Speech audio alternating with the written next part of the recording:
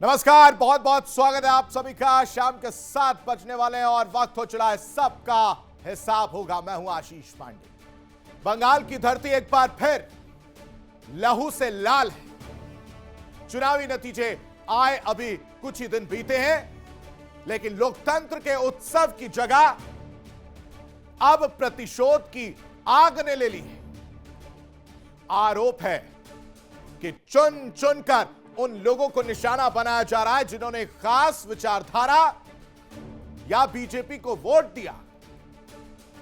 ताजा मामला शुभेंदु अधिकारी के पीए की हत्या का है, जिसने पूरे राज्य में गुस्सा पैदा कर दिया, उबाल पैदा कर दिया है। आखिर चंद्रनाथ की हत्या कैसे हुई और कौन है इस हत्या के पीछे, किसकी रची ये साजिश है, यह भी समझना बहुत जरूरी है। अब आपको बताते हैं कि चंद्रनाथ की हत्या कैसे हुई, वो समझिए। वारदात के समय चंद्रनाथ जो कि पीए थे, वो स्कॉर्पियो कार में सवार थे और हमलावरों ने चंद्रनाथ का बाइक और कार से पीछा किया। एक तरफ उनकी स्कॉर्पियो जा रही थी, दूसरी तरफ से बाइक और कार से पीछा किया गया। रात के करीब 10:30 बज रहे थे और घर जाते समय गाड़ी को रोका गया और उसके बाद मौका देखते ही एक के बाद एक बताया जा रहा है कि पॉइंट ब्लैंक से हमलावरों ने रथ पर पॉइंट ब्लैंक से अंधाधुंध फायरिंग की। जो गोलियां रथ के सिर पर, छाती में और पेट में लगती हुई नजर आई और उसके बाद आनन फानन में जब अफरा तफरी का माहौल वहां पर देखने को मिला, सबसे नजदीकी अस्पताल यानी विवा सिटी अस्पताल में डॉक्टरों ने रथ को मृत घोषित किया। यानी जब तक उन्हें अस्पताल पहुंचाया गया तब तक रथ की हत्या कर दी जा चुकी थी, मृत्यु हो चुकी थी।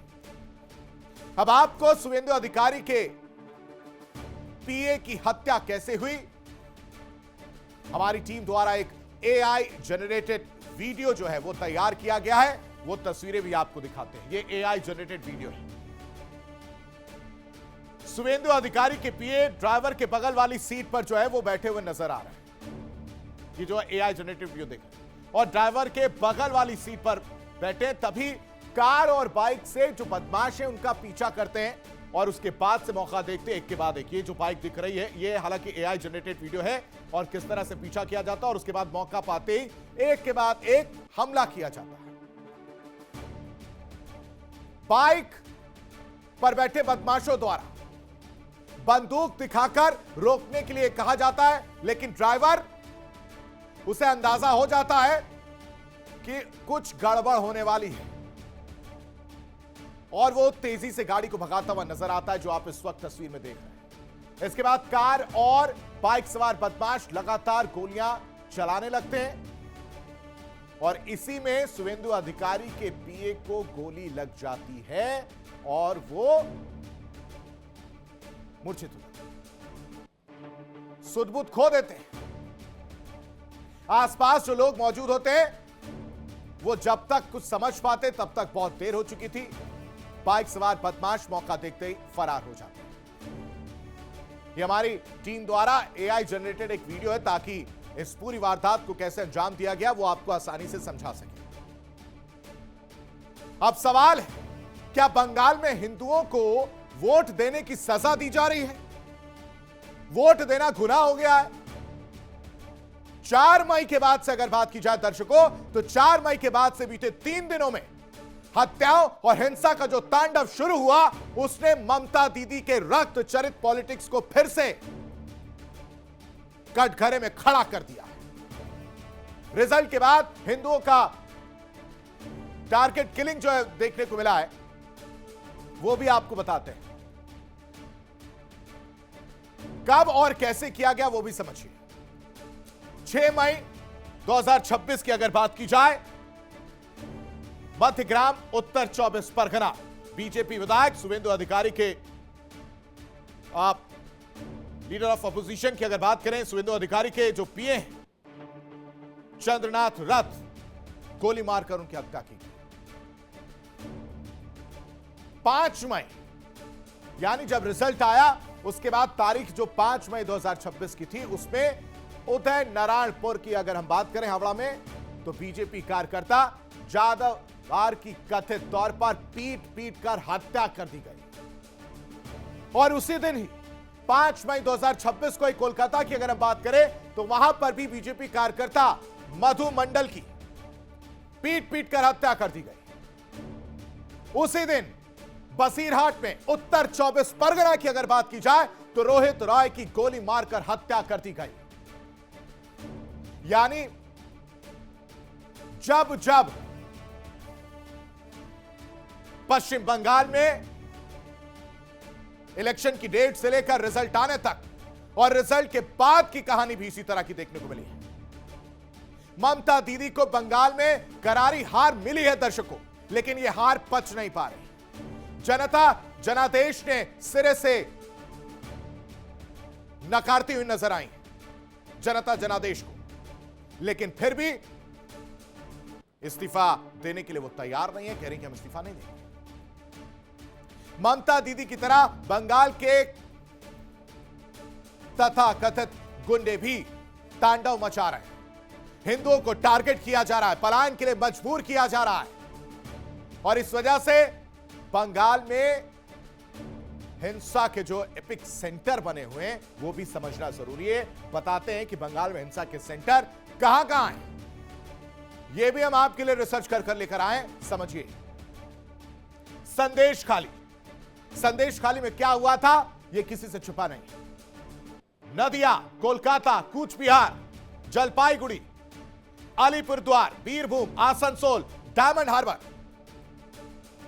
और ये लिस्ट लंबी है, समय निकल जाएगा अगर मैं पूरी लिस्ट लेकर आकर बैठ गया आपके सामने। सवाल यह है कि क्या सत्ता की कुर्सी से हटने के बाद दीदी का काम सिर्फ अपने गुंडे समर्थकों को संरक्षण देना है, या फिर विरोधियों को खत्म करने की खुली छूट देना? किसकी सह पर यह सब कुछ हो रहा है? क्योंकि जब रक्षक ही भक्षक की भूमिका में मौन हो जाए तो जनता किसके पास जाएगी, किसका दरवाजा खटखटाएगी? बंगाल में जारी यह टारगेट किलिंग लोकतांत्रिक मूल्यों की हत्या है। आंकड़े गवाह हैं। ममता राज में सांप्रदायिक हिंसा के 30 से ज्यादा बड़े मामले सामने आए हैं। यह महज इत्तेफाक नहीं है दर्शकों, यह एक सुनियोजित दंगा पॉलिटिक्स है। यह सवाल पूछा जा रहा है क्योंकि दीदी के राज में हिंसा रुकने का नाम ही नहीं ले रहा। वो आंकड़े भी मैं लेकर सामने आया। 2021 याद कीजिए, बंगाल में सांप्रदायिक हिंसा के 30 मामले सामने आए थे दर्शकों। 2021 की बात कर रहा हूं। उसके बाद 2022 की बात करिए, 35 मामले जो हैं सांप्रदायिक हिंसा के निकलकर सामने आए। और 21 से पहले और पीछे में अगर चला जाऊं, 2018 की अगर बात करूं तो करीब करीब 12 राजनीतिक हत्याएं हुई हैं ममता दीदी के राज में। 2009 में भी सर्वाधिक, अब तक 2009 की अगर मैं बात करूं तो सर्वाधिक राजनीतिक हत्याएं हुई हैं। 1999 से लेकर 2016 तक के आंकड़ों की अगर मैं बात करूं तो करीब करीब रोज 20 राजनीतिक मौतें हुई हैं, लेकिन इसका जिम्मेदार कौन है यह बताने को तैयार नहीं। किसकी मंशा है? कौन है जो चाहता है कि बंगाल में आग भड़कती रहे, जो नहीं चाहता कि बंगाल में लगी आग उस पर पानी डाला जाए, उस आग को बुझाया जाए? कौन है जो चाहता है कि बंगाल जलता रहे? क्योंकि सवाल बंगाल की कानून व्यवस्था पर नहीं बल्कि उस मानसिकता पर है दर्शकों, जो हार जीत का फैसला खून से करना चाहती है। आखिर कब थमेगा बंगाल में यह मौत का सिलसिला? कब? आज इसी मुद्दे पर डिबेट के लिए हमारे साथ खास पैनल जुड़ा है, उनसे रूबरू कराएंगे। लेकिन उससे पहले आपको एक रिपोर्ट दिखाएंगे, साथ ही साथ तमाम मेहमान जो हमारे साथ जुड़े हैं और आज का जो बड़ा सवाल है वो तलाशने की भी कोशिश करेंगे। हमारे साथ राधिका भट्टाचार्य जी बीजेपी से हमारे साथ जुड़ी हैं, बहुत बहुत स्वागत है मैम आपका। हमारे साथ अजय वर्मा नेता कांग्रेस, सुमित मेहरोत्रा साहब नेता टीएमसी और डॉक्टर सुनील कौशिक वरिष्ठ पत्रकार हैं जो हमारे साथ जुड़े हैं, साथ ही साथ नीरज राय राजनीतिक विशेषज्ञ के तौर पर हमारे साथ जुड़े। आप सभी का मैं रुख करूंगा, लेकिन एक रिपोर्ट जो जरूरी रिपोर्ट है वो जो मैं लेकर आया अपने दर्शकों के लिए जरा दिखा देता हूं, फिर वापस आपका रुख करता हूं।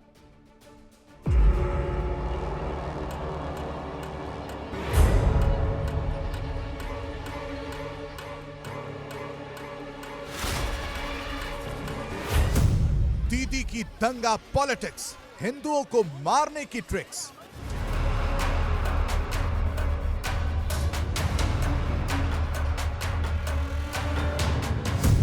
बंगाल में बीजेपी को वोट, इसलिए हिंदुओं को चोट।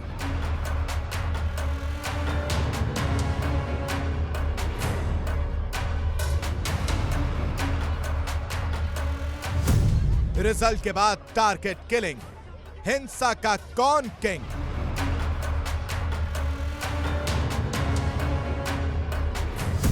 शुवेंदु अधिकारी के पीए का मर्डर, किसका ऑर्डर?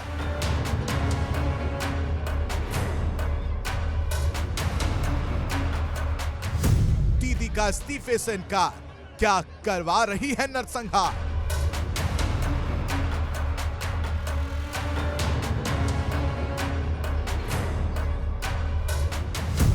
बंगाल का रक्त चरित्र, क्या यही है सत्ता का चाल चरित्र?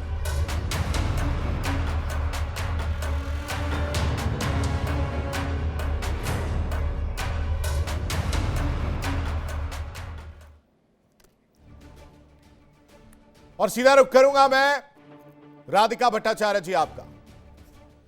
सत्ता और सत्ता पाने की डेफिनेशन बदल गई है क्या? किसकी जिम्मेदारी है? बंगाल जल रहा है मैडम। चुनाव आयोग से लेकर सब पर सवाल पूछा जा रहा है। टीएमसी थी अब तक, लेकिन जिम्मेदारी चुनाव आयोग की भी थी।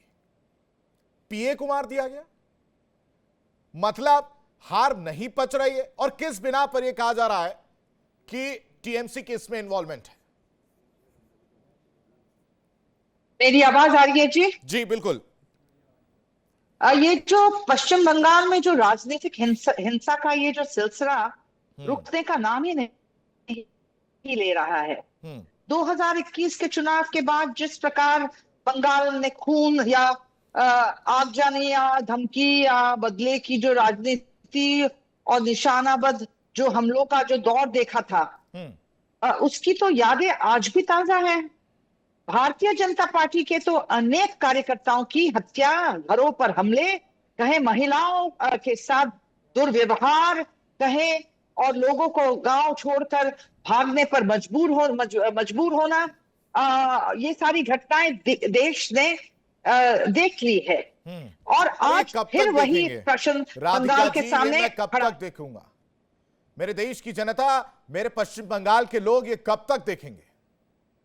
नहीं, मैं तो पहले मेरा सवाल है, क्या बंगाल को जानबूझकर अशांति का एक आग में झोंक कर रखा जा रहा है? क्या कुछ लोग जनादेश को स्वीकार करने के बजाय भय और हिंसा के माध्यम से अपनी राजनीति चलाना चाहते हैं? ममता बनर्जी जी के शासन में, ठीक है मैम, ममता बनर्जी के शासन में, अजय वर्मा जी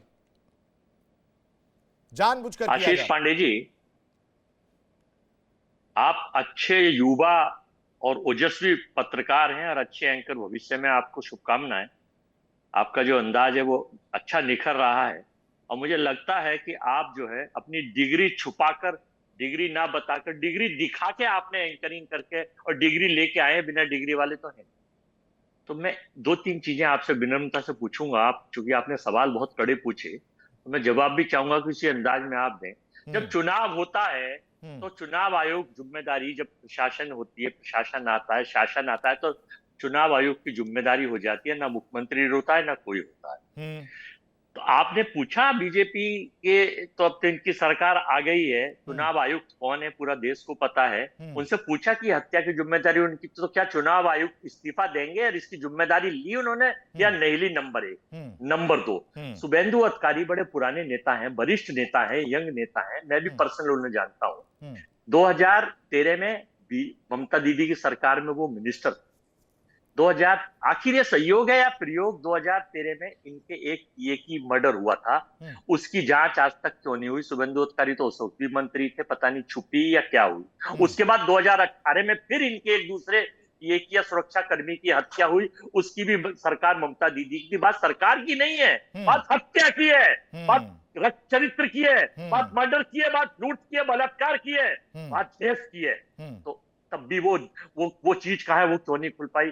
फिर 21 में फिर एक तीसरे इनके पीए की हत्या हुई, और अब 26 में फिर एक रंगनाथन इनके, आखिर ये सुई की उंगली बंगाल में शुभेंदु अधिकारी के पीए और इनके सुरक्षा कर्मी। मैं जो बात कर रहा हूँ ऑथेंटिक बात कर रहा हूँ, आप डाल के देख लीजिए, चेक कर लीजिए। देखिए इंडिया डेली 24/7 अब आपकी स्मार्ट टीवी पर। इंडिया डेली मौजूद है सभी डिजिटल प्लेटफॉर्म पर लाइव और लगातार। इंडिया डेली 24/7 हर दिन राष्ट्र को समर्पित।